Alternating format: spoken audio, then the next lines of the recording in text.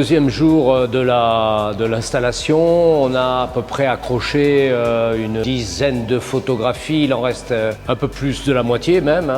Puis ça a été un petit peu compliqué parce que c'était des très grandes photographies. Mais le navire est parti et on est dans la traversée d'un océan, celui du commencement d'une exposition jusqu'à aujourd'hui, sa réalisation. Et on voit au loin le port qui nous attend.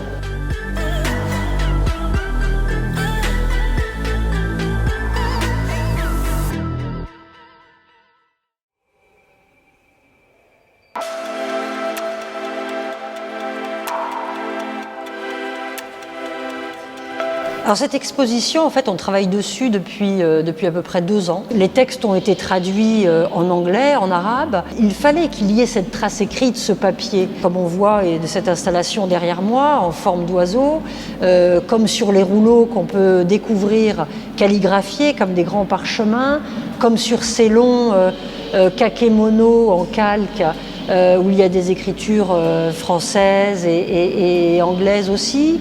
On a travaillé avec les équipes aussi de scénographie du musée pour imaginer aussi cette exposition, parce qu'évidemment, avec Gérard, on a pensé la curation, mais après, on a travaillé avec les équipes. Et c'est comme ça que se construit une exposition. Allez, je vais faire une photo quand même.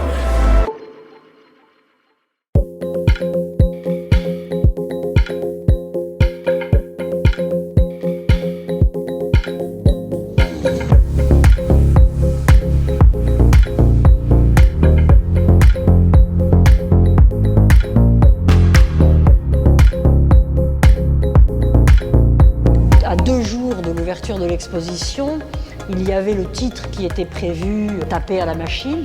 Et puis en voyant ce mur, en voyant la calligraphie d'Erdogan, on s'est dit mais il faut que le titre soit en arabe. C'est ça qui va donner aussi toute la force du titre et qui va commencer le voyage.